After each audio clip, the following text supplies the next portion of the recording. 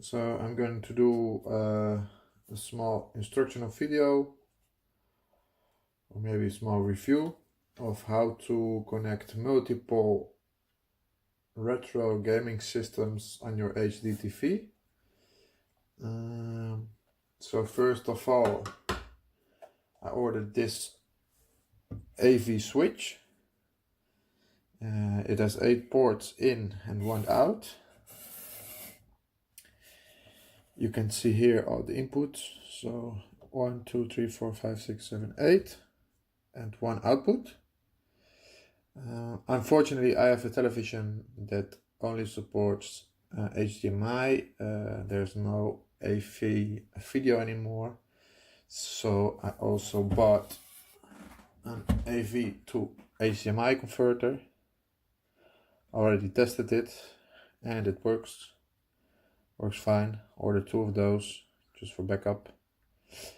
And yes, what you need to do is connect all your AV retro systems, or maybe VCR, whatever you have, to one of the input ports and your television to the output port. If you have a television with AV connection, then you could just use a cable connected here and to your television. But as I do not have this, I will connect this one directly to the switchbox. I didn't want to have any quality loss, so I used these connectors, which we can plug directly into the video audio left and audio right. And to that we can connect our AV to HDMI. It's a little bit of wiggling, but it should fit perfectly.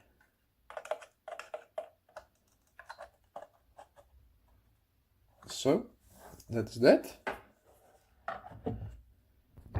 And you will see it's connected like this. On the side of the converter you will see 720p, 1080p. My television recognizes the different resolution, but I don't see any big of a difference. Okay, so I've moved the box to my television. What you would also need for the converter is a power supply. I have USB in my television, so I can connect it simply from my television. So when my television is on, then the box will also be on. I will put a USB power switch in this cable that I can turn it off when I need to, because I do not want this to have power every time my television is on, only when I want it to. So I will put a USB power switch in between the cable and the box. So for whenever I'm going to use one of the systems connected to this box, I can switch on and off the power supply. So now let's connect the Super Nintendo. First the power supply,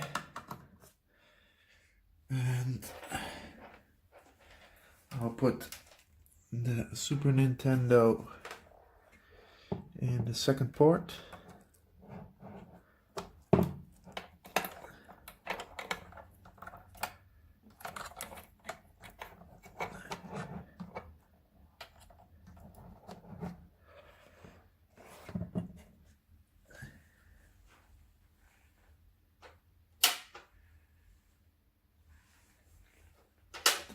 And obviously we need to connect the HDMI cable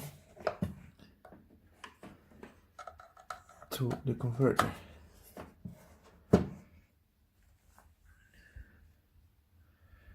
So my television now notices the converter. It says no signal, but I still need to turn on the Super Nintendo.